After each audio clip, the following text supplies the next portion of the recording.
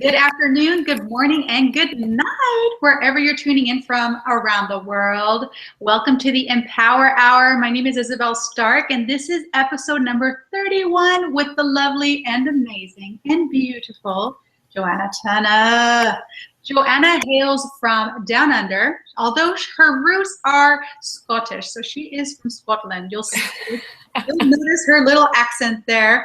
But Joanna is actually an intuitive business and success coach, and I had the beautiful opportunity to actually meet her a couple of years ago in a program that we were both in together. So with that, I want to go ahead and give her an opportunity to tell you a little bit more about what she does, and then we'll get straight into the interview. So Joanna, take it away. Sure, it's great to be here. Thank you. I know I can't believe it's been that long. It really has. Time flies when you're having fun and creating cool stuff. So yeah, thank you for having me. The main thing I do is I work with female entrepreneurs and I help them bust money and visibility blocks. So they're my favorite things to do because I know how much they hold people back in their business. But my approach is very it's getting more and more woo-woo by the minute, but there's definitely a combination of the business stuff and the spiritual woo-woo, shifting energy and money blocks and all of that good stuff. So I call myself the bridge between the spiritual and the business world, because I either bring the business strategy to the ultra woo-woo or a little bit of the spiritual woo-woo stuff to the super structured uber in their masculine ladies, because I used to be one of them. So I feel like I've sort of got a foot in each camp at the moment and I'm sort of still relating to both sides. So we'll see where it goes in the future, but that's what I'm currently doing and loving. Yes. Well, tell us, I know that you've been kind of on tour recently, so why don't you share with us a little bit about the Entrepreneur Edge, which I know was your first live event, and it was like an amazing success from what I've heard. Actually, I haven't had a chance to talk to you personally, but there's been some women that have attended in my group, and they've just been like, wow, how amazing to bring these people together. And just tell us a little bit about that. Oh, I'm so glad to hear that feedback. So it's been generally, I've just had amazing feedback. It was my first 3-day live event, and I hosted it in Los Angeles just nearly 4 weeks ago. And it really wasn't actually even supposed to be a 3-day live event. It was supposed to be a 1-day, and it sort of morphed into itself. So some people are like, you just decided to have a 3-day live event. And I was like, it kind of decided to have itself. So I love that it was a little bit guided. So that makes me feel good. We had a bunch of expert speakers, panelists, and we really did a deep dive on spirituality, business, money blocks. We had a branding panel, spirituality panel, and a business building panel. We had the amazing Jess Nazarali came and spoke on how to build influence. We had Jen Scalia and Shanda Sumter came as well on our last day. So we had some really amazing women in the room. And I think that the thing that I felt was really the premise behind it, once I was actually hosting a 3-day event, was I realized actually on the plane on the way to LA, as I was writing some of my talk and some of my content, that I sat and I counted, I've sat in events rooms in the last 2 years for over 100 days.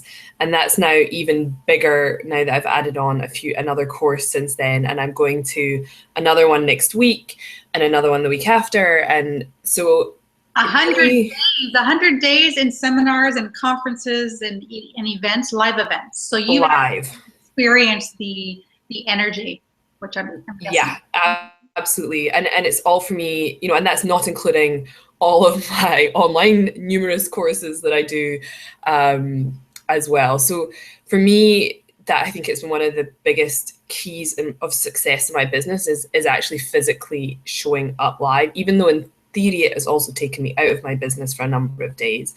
And I feel like people don't almost give it enough weight, the value of actually rocking up in person, surrounding yourself in that beautiful high vibration, but also the connections that you make at the events, right? Like I've met you in person. I think that's awesome, right? So And it was actually at one of the later events I was at, and one of the lady actually deferred to me in the audience and was like, "Oh, you'll probably know a bit more about this." And I found myself sitting in the audience, like explaining to the room of people what was happening. And I went into the bathroom at that event and I looked myself in the eye and I was like, it's your time. You need to be on this damn stage. Like, you've sat in the audience long enough. You need to be on stage teaching this because they're deferring to you in the audience. So this is getting ridiculous. The other part of it's really hard to miss, I have to say, my dear. You are very hard to miss. Tall stature. Yeah, I'm really tall. I find that everyone online, when I meet them in person, they're all so tiny. I'm like, oh my goodness. Yeah, well, I'm 5'9", so I'm sure there's taller girls out there, but I try and rock up in my heels at a conference. I'm well over 6 foot, and everyone's like, what the heck? So that was part of it. A little bit of break up here. I'm not sure if you guys are experiencing the same thing, but I think our connection is a little bit wonky at the.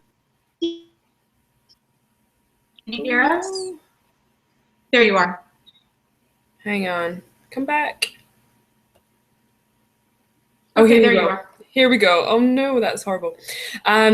So that was part of it. And the other huge part, and I guess part of the reason I keep doing that, is because I've found entrepreneurship very lonely. And I've not even lost a lot of friends, but my friends don't understand, my family didn't understand.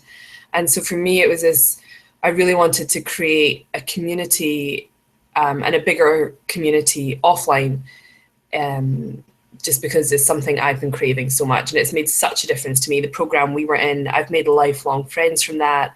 I'm actually today in one of their homes. She's away for a few weeks and I'm in LA and I'm house sitting for her. So, you know, it's these super strong connections that you don't really get them when you just know someone online. And that's why I really wanted to create that experience for other people, because it was so powerful in my life.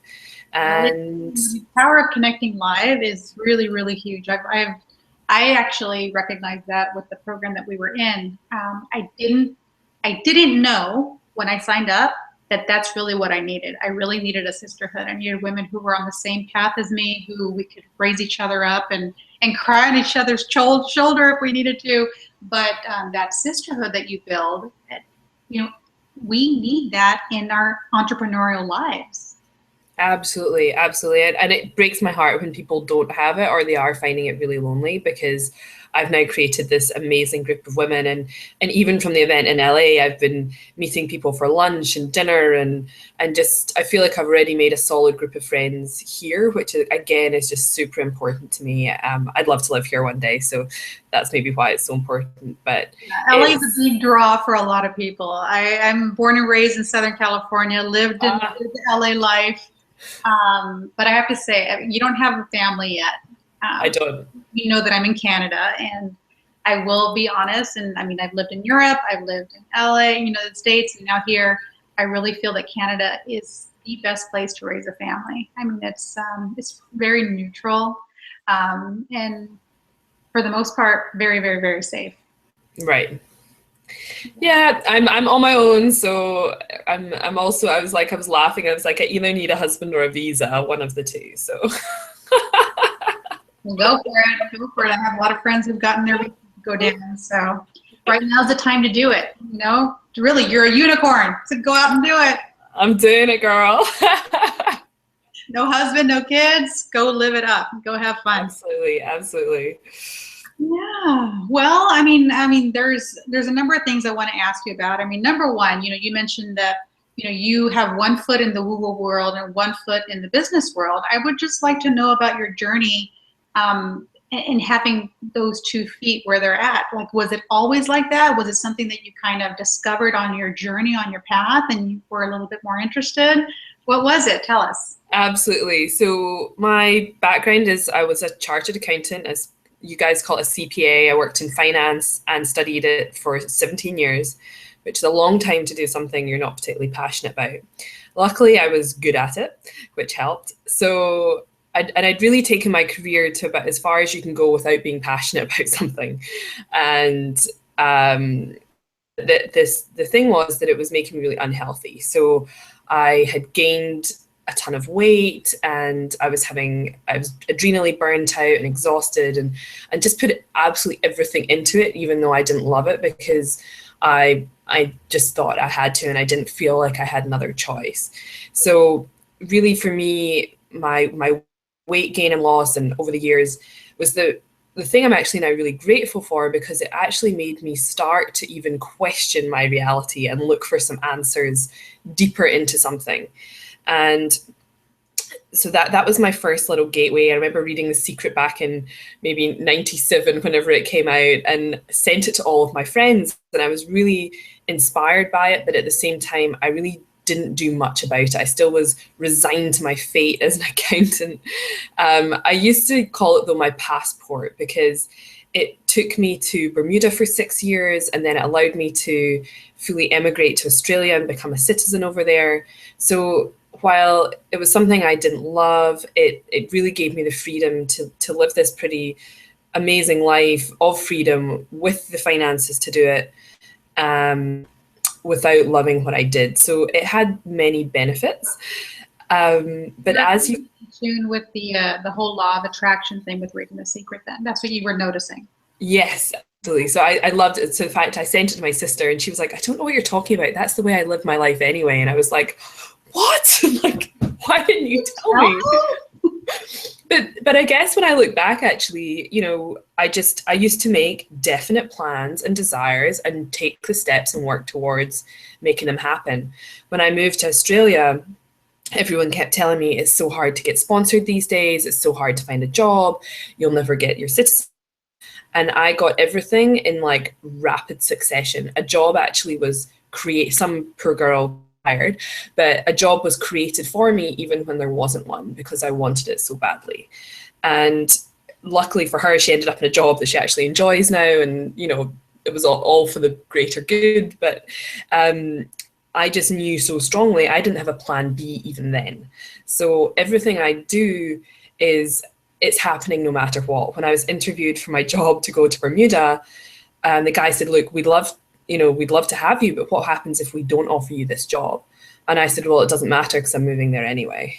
And he said, okay, you get the job. And I was like, great, thanks. So I've always done things without a plan B. So I think in some ways I was using that law anyway. I just didn't really realize I was doing it. But at the same time, I was completely resigned to being an accountant because I didn't know any other way. I always had these little dreams and lists of potential businesses I could start, like having a health food shop or a cafe or a gift shop or selling jewelry, or I don't know what I was going to do. But I always had these lists of things I could do. But I was never, ever going to pull the trigger on it because the money was great, the security was great. And, you know, when you ignore all those signs, right, you finally get a wake-up call that you can't ignore anymore. So I'd ignored all the health issues, kept pushing. And I ended up, I'm a volunteer surf lifesaver in Australia. So I help out on the beach and patrol and do little rescues and things. And you're a lifeguard too. Sorry? You're a lifeguard too. Yeah, I just volunteer on the weekends, which is really fun. And it was really the little opening up and gateway for me to realize I became an instructor and vice captain of my little patrol on the beach. And it was one of the things I was like, wow, I love this and get more satisfaction from taking people through a 6-week training course to train them to be a lifeguard than I have ever got from my entire career. And it was coaching the people through that 6-week course and through their fears and making them, you know, do things they never believed they could and helping them through that. I saw people transform from barely being able to swim to being able to tackle giant waves and rescue people in 6 weeks. And it was quite amazing.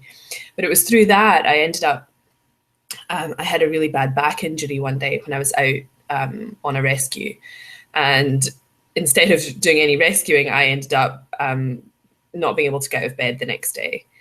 And it was over the Christmas holidays and I didn't have, my car was on holiday and I was like, it'll be fine. I'll be better. I'll get better. And I never did.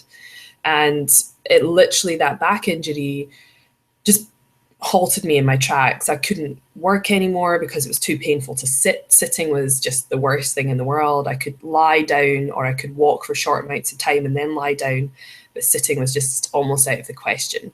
So I ended up I'd seen everybody, you know, I had MRIs and x-rays and chiros and osteos and all the team and my physio, and I had an adapted desk at work so as I could, you know, try and have my pain reduced.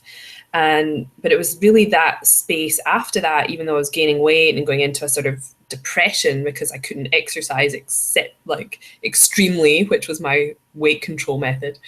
But it opened up a space and I was like, oh my gosh, I could actually study something because I can't exercise. I'm not hanging out with my friends so much because I can't do all the things I used to do.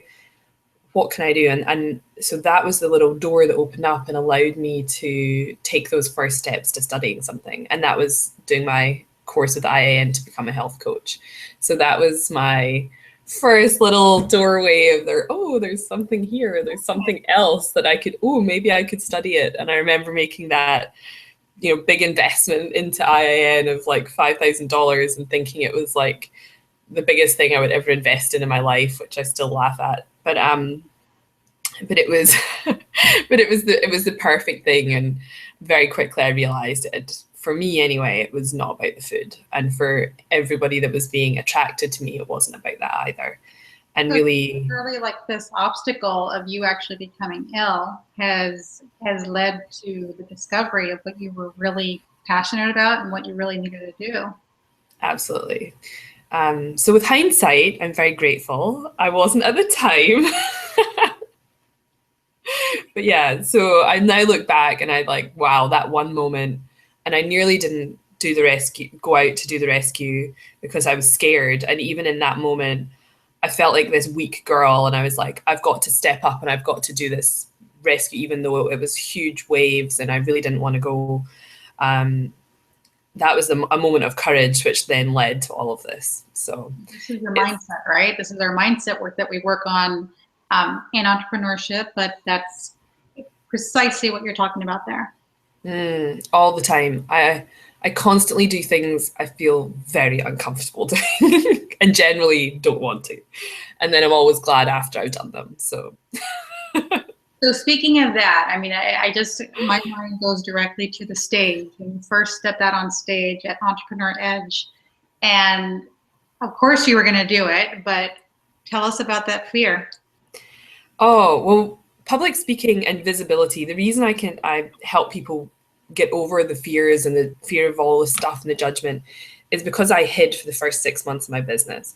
For somebody that has a weight issue, being on stage is one of the most frightening things possible because you're standing up there.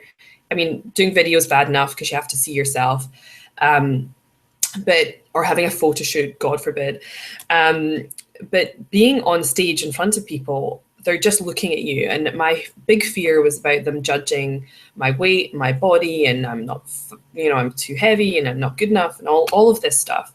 And I would shake, my legs would shake, my voice would shake. I would just be basically terrified inside. And so that was me not very long ago. So to be deciding that having a 3-day live event would be a great idea for a start was a fairly big step. I did one speaker training 4-day course because I thought I better. But I really hadn't done, apart from doing a lot of online speaking and interviews and summits and obviously coaching, I hadn't done much public speaking in the last year. I'd done a bunch the year before, but not this year. And so, yeah, in those first moments, I was like, uh-oh. But I just constantly was like, I will rise to the occasion. I will rise to the occasion. I will rise to the occasion. And you do, right? If you throw yourself into something, you really do. There were tears within about the first 6 seconds of getting on stage because I was like, I'm so glad you're all here. And there were a few tears, which I wasn't expecting. That's what people want to see, is they want to see the authenticity that, there is fear. Everybody who actually raises or gets up to that stage or takes that mic, there is that little bit of fear. I mean, with more practice, it gets easier, but we all have it. Yeah, and one lady said it was really nice to have that right at the beginning of the event. I mean, I didn't, collapse into tears, but I welled up for sure. And she was like, but I gave the whole room permission to cry for the whole weekend. And it was actually really beautiful. It was a full moon. We were doing a lot of breakthrough work and coaching and hot seats, and everybody was just like crumbling and having moments and breakthroughs. And yeah, I think it actually helped, like I was like, we're going to keep it real, and just, there's going to be a few tears. And it was, yeah, I think that helped with the room. And one of my big things was I had this big meltdown as well on the on the build up to this event, because it was a really big deal for me. We sold out, and we had over 100 women in the room, so it was a pretty big deal. But I had this meltdown, and I realized I'd been making, this was about 2 months out from the event, and I realized I'd been making it all about me, my fear, my stuff, what happens to me if it doesn't work. And I had this, I was in the middle of a shamanic ceremony of all things, just the tears running down my face. And I realized that the massive lesson for me through this was I had to love myself first, so as I could then just love on everybody else. And the tears were just running down my face. And I was like, oh, that's what this is all about. And I just had this beautiful moment of just loving myself completely in whatever, way, shape, or form I am. And then realizing that was my real gift and the reason for the event. It had nothing to do with me. It was for all of the people that were there. And I'm tearing up thinking about it right now. This is how soft I am. But that for me was really that turning point in the whole thing. And the most incredible women turned up. They were just beautiful, and the room was filled with that love. And I would just, like, that moment just exploded my heart open. And yeah, and it just brought in the exact right people. And yeah, it was just, I've never actually been to an event that had that energy and that connection between 100 people. It felt like it was 100 old best friends. Like, it was just amazing. So I mean, I wasn't there personally expressing it. I mean, what I'm visualizing and feeling is when your heart opened up, you actually made the space to allow all of their love to really come into you and just embrace you. It just really holds you in that loving space that you were in. So I love that. They held, like, I opened up, and then they held the space for me to be vulnerable, but also to lead them from a powerful vulnerability. And I think that was one of the other things. They were like, you can be a strong, powerful leader, but still powerfully manage your emotions, even when you're talking about something. So it was just beautiful. If I do say so myself.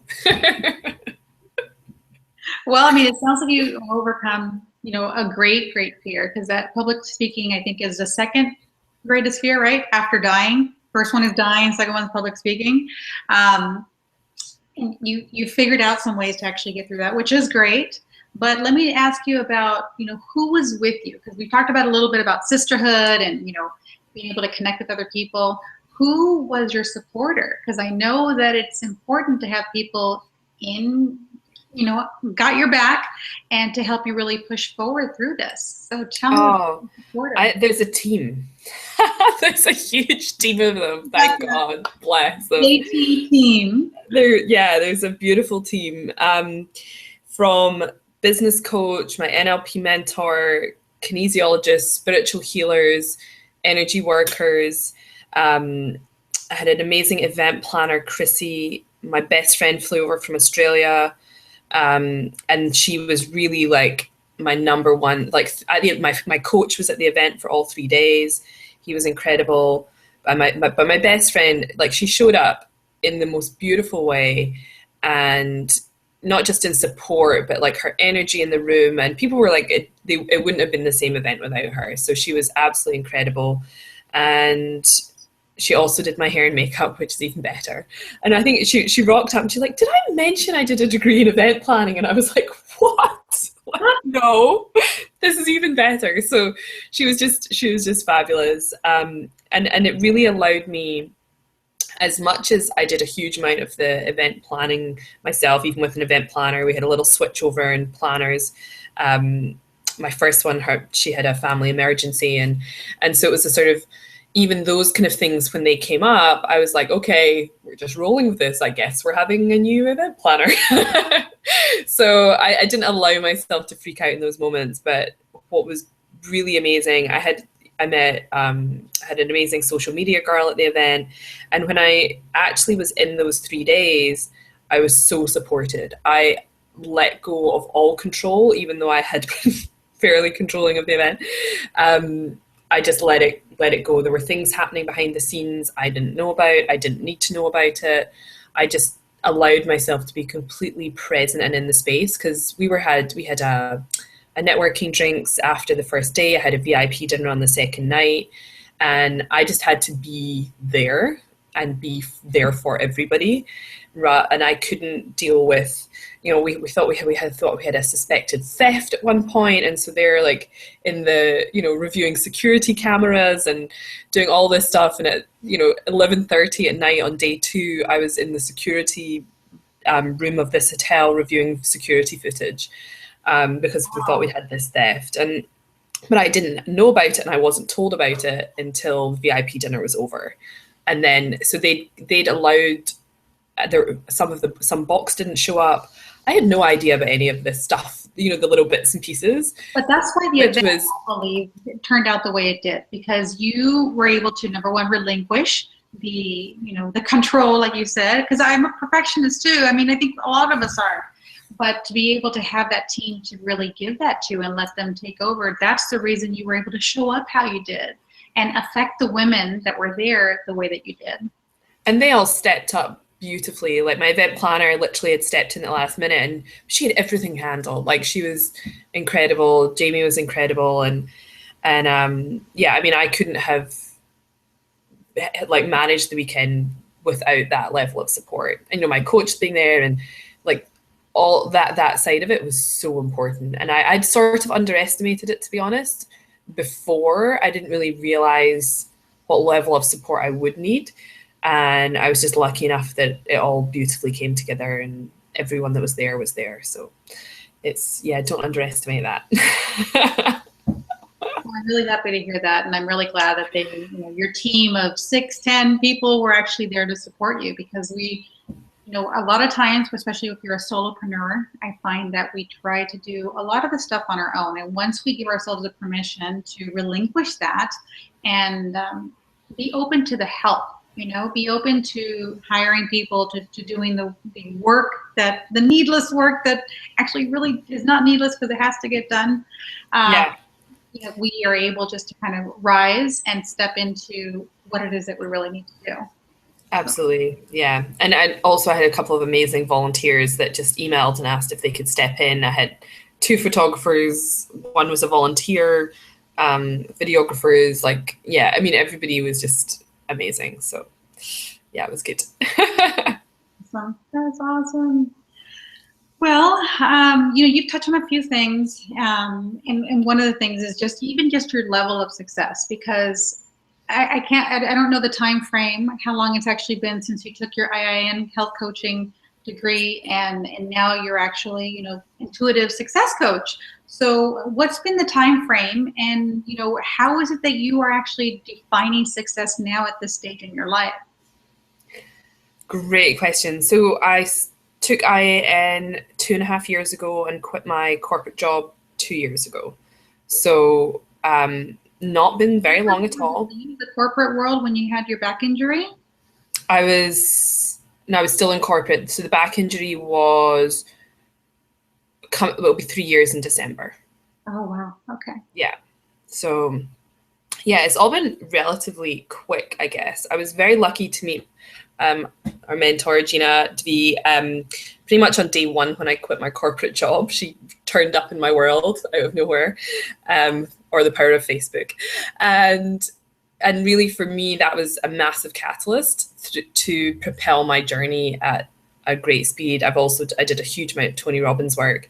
And I think my dedication to showing up in those rooms for 100 days have really sped up my success. But it's really interesting you asked that question, because I think as entrepreneurs, we try and define success, but it will always make us feel unsuccessful. So this was a work I did with Tony Robbins, redefining my values, which was one of the biggest lessons I've ever done in my life. And success was my number one value. When I did this exercise, I was about a year, it's probably a year and a half ago, approximately. I think I remember that when you live streamed when he showed up as a holographic image, right? Yeah. So this was a core, that was Business Mastery. It was at Date with Destiny. We did this work, which was a couple of months before. So totally obsessed.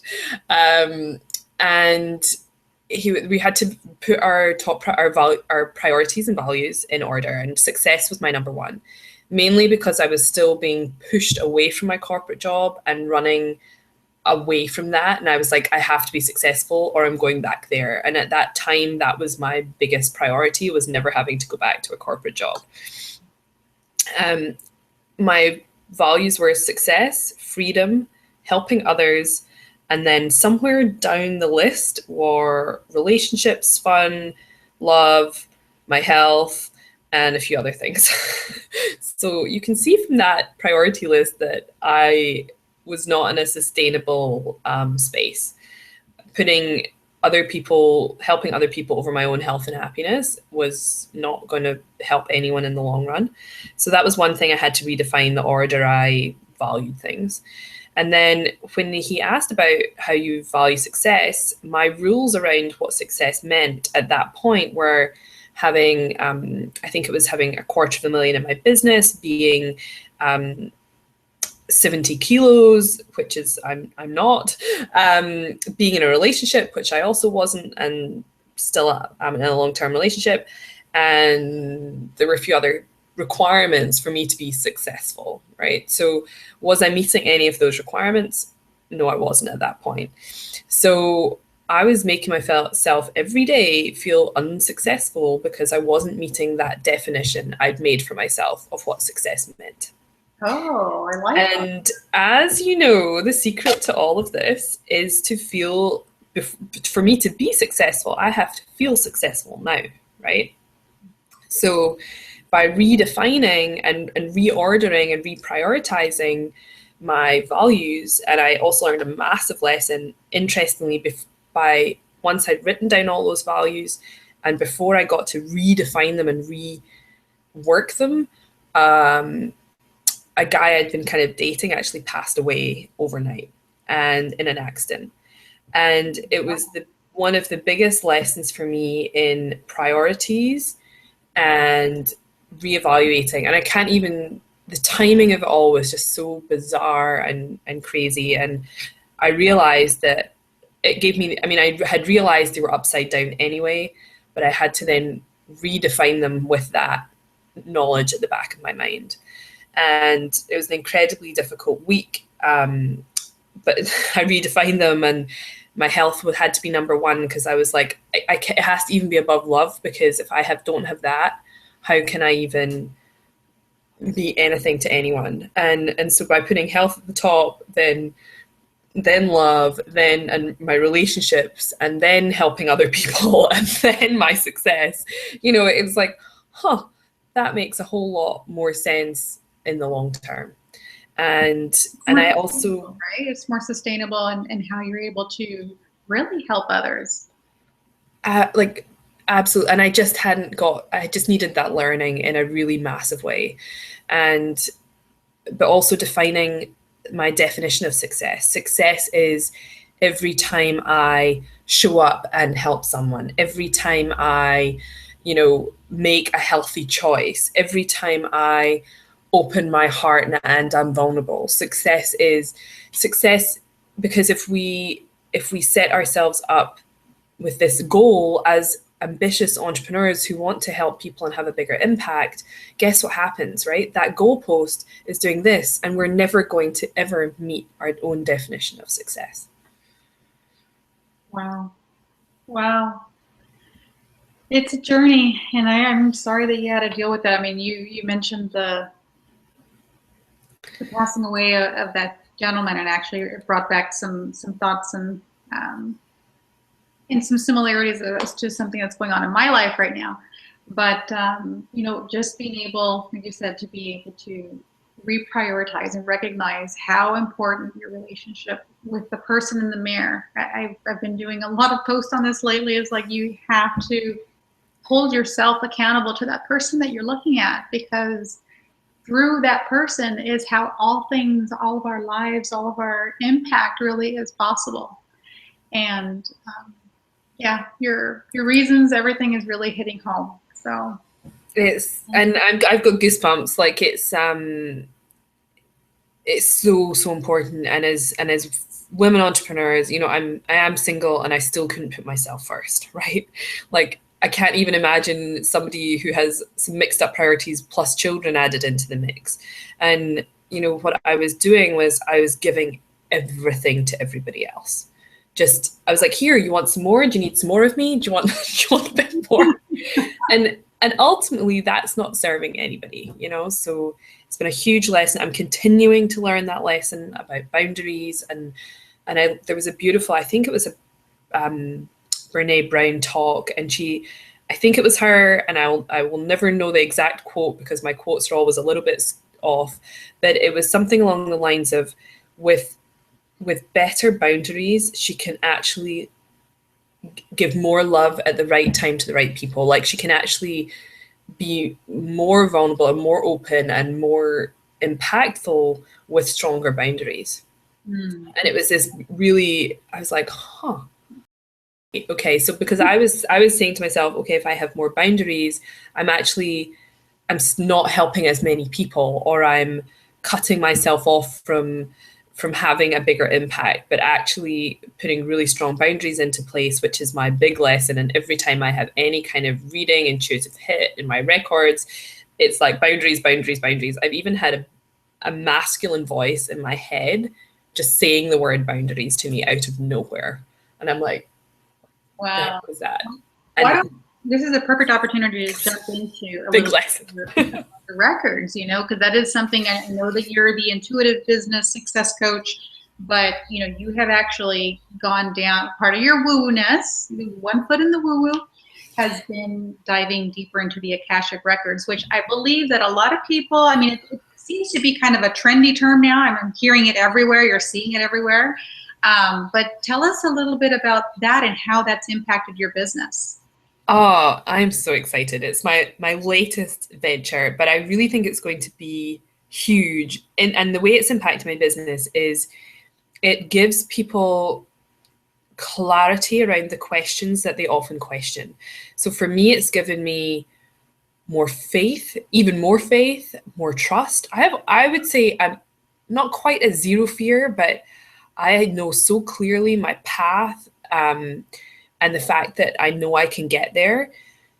It blows my mind. And for so many, it's that fear or not knowing what direction they're going in, or doubting it, or if I just had the clarity. And so for me to be able to access that information and help people facilitate even better decisions, or not go off on these crazy tangents that don't serve them.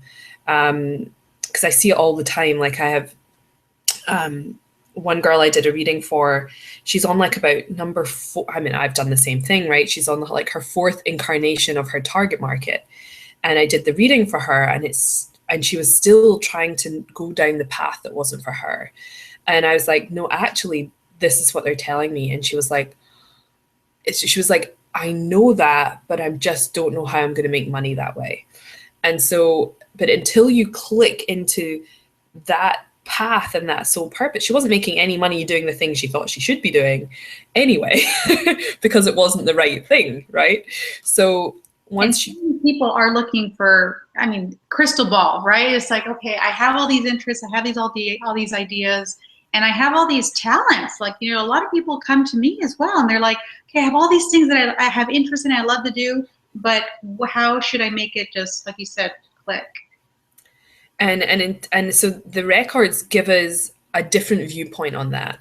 So just to explain a little bit, and I don't want to offend anyone's religious beliefs or anything else, but They're all spoken here. They're all okay. So good. So I don't want to call it the theory because I believe it to be true, but you guys can. The theory is that we have one soul, and our one soul comes back in many lifetimes, and so we're sort of reincarnated multiple times. Some are older souls, and which, you know, the term older soul comes from somewhere. Some are younger, and that soul has one sole purpose, and that doesn't change over all these multiple lifetimes. And so your soul purpose, and some people actually have higher potential within their soul purpose. So as unfair as that sounds, some souls have a bigger journey than others. And each soul, every lifetime that you come into, you have a certain number of lessons that you're supposed to learn. And you often travel, and basically sometimes you won't pass away until you've learned the lesson. Sometimes if you come into a lifetime with one lesson to learn and you learn early, or you're able to give that lesson to someone else through some sort of karmic or a soul contract, then people will die sooner. So when you talked about the fear of dying, those two biggest fears, so I've mastered the public speaking one. I now honestly don't really have a fear of dying either, because I believe my soul is immortal. And so, and I also believe that we travel in soul groups. And this is me, and you can take as much and as little of it as you want, but there's lots of books on the subject. And we travel in these soul groups. And so I believe my father was my son in a past life. And I believe that's got a lot to do with our relationship to this day. And we keep showing up with these beautiful people because we either have lessons to learn or a relationship to mend or something that we need to like have happen in this lifetime to be able to move on in more peace. And it's okay. So it's actually really beautiful because we get to meet those that have passed away, that our loved ones, in this afterlife. And the afterlife is this beautiful, calm space, and there's more lessons being learned there, and there's guides, and there's healing, and there's all sorts of beautiful things in this after space.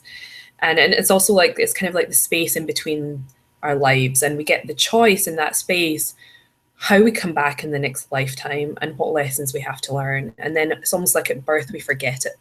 But often you'll see as children, and they are so much more open to all this. They're so much more open to the information. And, you know, you'll get kids that are like, I was chatting to Granny yesterday. And the parent is like, no, you didn't. Stop talking about it. But it's very often they probably were. So they're open. They don't have any of these blockages. And I also believe we're all psychic. We all have this ability. I'm not special that I can read the records. I have done enough work on myself that I believe, and I'm more of an open channel because I've let go of a lot of my stuff. So it's coming relatively easy for me, and some people have a harder time depending on their belief systems and their patterns and whether they think they're going to be able to read them. So that has a lot to do with it. Psychic is really just another word for intuition, really, which everybody does have intuition. Absolutely. And it really is, it's like a muscle you can cultivate. And so this month I'm doing over 40 readings because I want to cultivate that muscle in a really strong way. So the Akashic records, if that's the underlying theory of kind of what's going on, the Akashic records, I'm calling them celestial Wikipedia. So they're like a giant record of every thought, emotion, feeling, and written and said word that's ever happened throughout your soul's past journeys. And it also has a record of your soul purpose. Collective. What?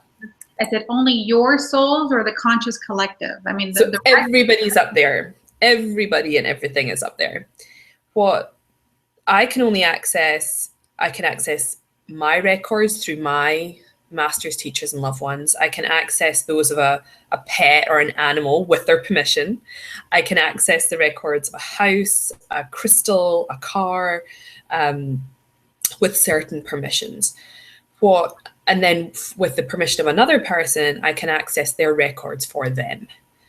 What I can't do is just randomly go in and, you know, we sort of pledge to use it for good and not evil. So I'm not going to just pick a person, open up their records and get the secrets of their life. They won't actually give you that information without their permission. You can't be curious going into these records. You have to go. Yeah, exactly. And I can't like open somebody's husband's records or their son's records, but I can get information of that person's role and lessons in the context of your relationship with them. So only in the part that you play in that. So I could, for instance, I have somebody, she wanted to know about this guy. I've had lots of people asking about relationships, and I can tell you what the lessons are with you, but I can't tell you what his whole life soul purpose is all about, because that's his business. But within the relationship or the sort of karmic lesson with you, I can tell you that. And so tell me when you first heard about the Akashic Records and what interests you to actually dive a little bit deeper into that and bring it into your business. I mean, I have been I guess I had a few moments in childhood and had them shut down pretty dramatically. When I was about 14, I had all of these entities in my bedroom, and I remember sitting calmly on the edge of my bed, talking to them all and asking them to leave one by one. And I had this weekend of, I think I was having an out-of-body experience, because it was kind of like I was there, but I wasn't. And my mum marched me down to the doctors and told the doctors I was losing my mind, and that, like, what could they do for me? And my mum was like, they just didn't know how to deal with it. And I didn't know what the heck was happening to me either. I thought I was losing it too, but it was also very real to me. This weird thing for a whole weekend. And my parents like, who the hell are you? And what have you done with our daughter? So I was like, there were some strange things happened. And I had a past life regression about 5 years ago, and we went back into a past life, and I'd been a witch in a past life and burned at the stake for using my witchy abilities. And my dad had been my son in that past life, and I'd vowed to never use my healing powers again and shut all that stuff down. And in that regression, he made me release all of that blockage. And at the time, I'm sitting there in this weird regression going, I'm an accountant. I don't know why we're doing this, but okay, I release my healing powers and I acknowledge whatever in this moment. And again, I sort of left that and forgot all about it and went back to being an accountant. So I've always had this like interest in witches and different, all the sort of cool witchy stuff. I loved the movie The Craft, if anyone remembers that. When I was at high school, I went through my goth phase. So I've always had this sort of interest in the something else and magic, and I've always just been very, very curious about it all. And when I started hearing about the Akashic Records, they kind of pop up in your awareness when you're ready for them. So the fact that you're talking to me about them and that you're seeing it a lot probably means you're either ready for a reading or to explore them yourself. So, and it's almost, my teacher was saying that the master's teachers and loved ones, which sort of relay the information from the records, don't actually understand why more people don't use them. But they're a resource for raising our collective consciousness. It's a really high vibrational, beautiful space. It's very safe. We're not talking to, negative dark entities. It's not mediumship. It's a really safe, beautiful space for guidance and for healing. And actually, Linda Howe is the lady whose method I use for accessing them. She received the pathway prayer the morning of 9/11. And it came to her, and she was sort of curious and had been following this stuff, but it literally came to her that morning, and she believes that it's not a coincidence, that it was a way of like allowing more healing to the masses. And she has multiple fabulous books on the subject, and she's really used it to sort of teach and to heal and to share this really valuable information to help heal the planet. And I think that's I think that's why it's becoming more and more available to people and the shifts that are happening anyway. And so I feel like it's another tool to help us awaken and heal and allow this beautiful shift that's happening. So obviously you've seen a positive influence in this in your business, and now you're helping others. Like you said, you're going deep into actually being able to serve and being able to read records, so you can actually offer this, I guess, with your clients going forward. Yeah, the thing that's interesting to me is that people sometimes when they get told about a big soul purpose, they shut down. They go into fear. That's not me. I can't do that. And the stuff I do anyway is really helping people with limiting beliefs and fear and shifting that anyway at a deep subconscious level and going into past lives. And I was doing that work anyway. And so this gives me this sort of like forward sight plus the ability to clear the blocks that might hold you back, fulfilling that big soul purpose. So I think there's a nice, really nice balance with it. And yeah, so I feel like that's where the power of it's going to come in. It's not something I want to do every day. I will probably for myself, but it's heavy on your energy. Like I go into this, I mean, I've had so many people reach out and give me a million bits of advice on how to do it and how to shift it better and whatever. But I get this like real flutter in my chest. I get very hot. My glands go up. I feel a little bit sick. And so, if I have a full coaching day, I don't want to be opening up, 7-8 people's records. So I think it's going to be something I probably pull in if it's needed, or maybe on a VIP day, because I do a lot of space holding for that anyway. And just especially when we're doing the bigger planning pieces and maybe at the beginning of a coaching package, I think it'll be more useful. So I'll see how it all fits in, but I feel like that's how it will. It feels like it's I don't want to help draining, but it really does take a lot of energy out of you. I've talked to a lot of people who feel the energies, and one woman comes to mind right now, which I'll definitely talk to about this. But we talked about boundaries, right? It's like you have to set that boundary now for yourself, because you, again, have to look at your values and remember that you are number one. You're not going to be able to help anybody unless you stick to those values. Absolutely. And all of this beautiful advice has been flowing in about how to manage and block things, and the crystals I need to be wearing, and the stuff I'm burning. I'm now burning Paulo, whatever it's called, all the time. So I'm really getting into the witchy stuff, and so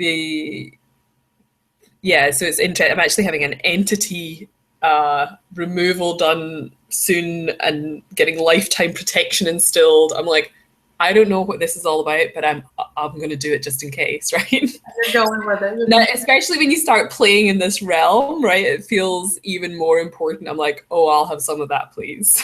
A little bit of insurance. Now, you shared a little bit ago that your biggest fear was speaking, and the second biggest, or the first biggest fear in general is fear of death. But you don't actually fear that anymore. So let me just ask you. Yes, so it's a journey, but I used to have panic attacks as a child about death, and I used to have these dreams about falling through space and these levels in space, and I actually think they make more sense now. It's like my recurring dream. Actually, I think they were trying to show me something, but yeah, it all makes more sense. And I more so even this might sound terrible, whatever, but my parents are my dad's gonna be 80 at Christmas, my mum's 77.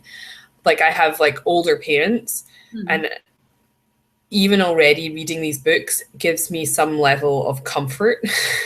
Already, I feel like whatever happens, I mean, it's inevitable at some point, but it will give me more comfort and more ease through those inevitably when that happens and when someone else passes. And even it's given me more comfort from other people I've lost. And like my aunt came to me in a dream recently, and I was like, oh wow, and she was looking great. I was like, like, oh, hey. And she was just so happy, and she just felt really happy for me and what I was doing. And she was just such a beautiful person. So I think there's like a level of comfort it gives to that side of life. And maybe a little bit more, my parents are very pragmatic about things like that. But I feel like it, even though it will still be hard regardless, it's not an easy thing. I feel like it will make it all a little bit easier. Yeah. Tell me, since you don't fear that, what is it that you want to be remembered for in this life?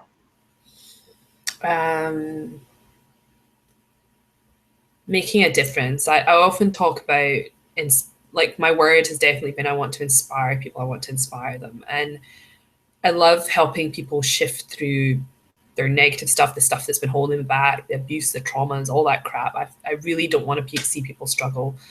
My big thing is about letting other people believe they can do it. Because I think if I can do it, considering where I've come from, like, you know, this miserable girl that would try and get in and out of work and not speak to anybody, and was shopping in the maternity section of Target when I was 32 and single, to like standing on stage, doing this stuff, changing my life, going for my dreams. And if I can do that, plus get over my fear of public speaking, all my other crap,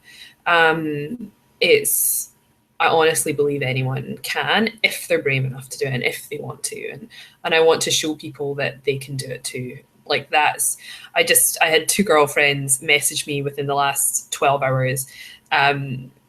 And they were like, hey, one was like, are you going to be in New York on the 12th? It's my birthday. And I was like, actually, yeah, I will be. Are you going to be around on the 14th? My other friend was like, oh, cool. She's going to fly in and meet me for the week in New York. And I just decided I was going to New York like yesterday for a week.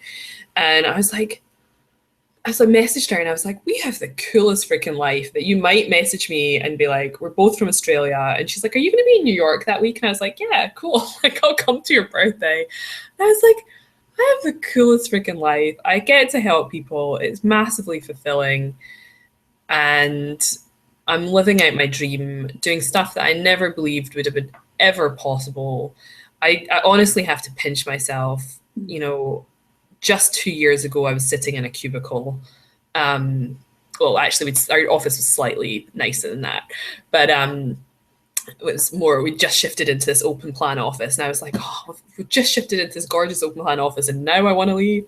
But it didn't make enough of a difference. I still had to leave. And it just boggles my mind. And there's still some people sitting at those exact same desks.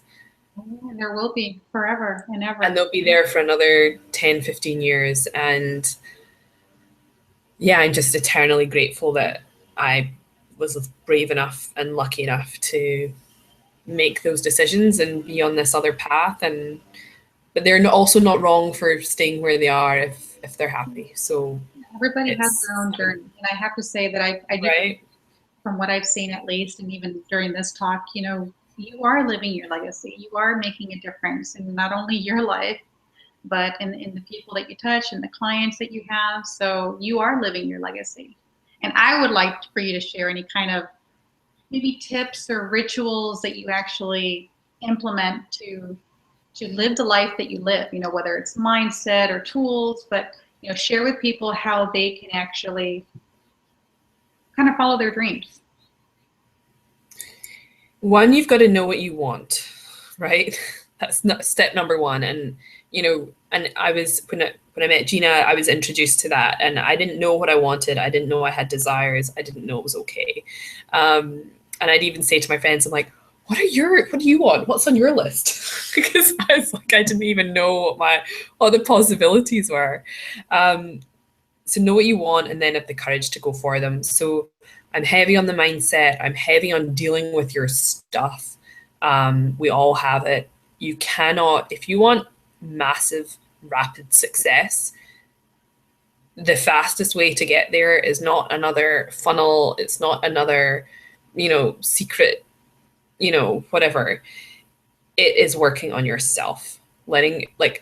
Nothing else is more important than shifting your baggage, your stuff, your energy, your fears, that is the number one thing. Like, affirmations are fabulous, you know, writing your dream life is fabulous, but that will not work until you do the deep inner work. And without a doubt, if I hadn't done that and continue to do that, I would not be having this conversation with you today. Those are great tips. Those are great tips. And they don't necessarily have to attend maybe 100 events in a year, but attending events. No, I am a lady of extremes, and, you know, I think in hindsight, I probably didn't implement enough from each. But I certainly absorbed a lot and took a lot of notes. Oh, goodness. Well, this is actually, can you believe that an hour has almost passed and we are actually at the end of this interview? Well, yeah, thank you if anyone's still listening. Well, thanks for joining in. But before we do, I mean, number one, I want to say thank you, for coming on. I know that you've been kind of jet setting and traveling all over the world and trying to get you and me at the same place where we could actually connect. It took a little while, but I'm really glad that we did. I'm really grateful for all the insights that you were able to share with me, with the viewers, and with the future viewers who are going to be listening to this, because there were a lot of ahas, and I would say, just even diving deeper into the Akashic Records, I think that's really something that's interesting, might at least pique some curiosity in some people. And what I want to know from you now is really, what is in store for you until the end of the year? Like, what, you've had this amazing, huge event, you're traveling around the world, what is it that you want to accomplish for 2016? Yeah, well, I have more events to attend. So next week I'm going to San Diego for an event, then I'm flying to New York for a mastermind, then I'm going to Mexico for 3 weeks and going to A-Fest. Then I'm going to Hawaii for mastermind. Then I'm going to Bali for a conference that I'm speaking at. Then I'm going back to Sydney to do another course. And then I'm going to Scotland for Christmas. My goodness. Well, I will be seeing you at A-Fest, my dear. Oh, fabulous. I didn't know. That's awesome. And so I'm doing all of that, which is not to be sniffed at.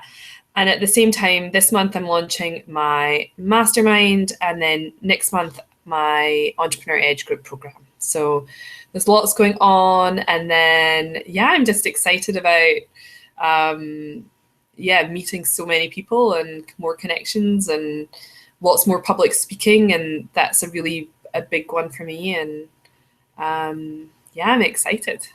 Very good, very good. Well, let me just remind everybody where you can actually find Joanna, and her website is it's missionforbalance.com, right? missionforbalance.com. So you can find her and all of her offerings there.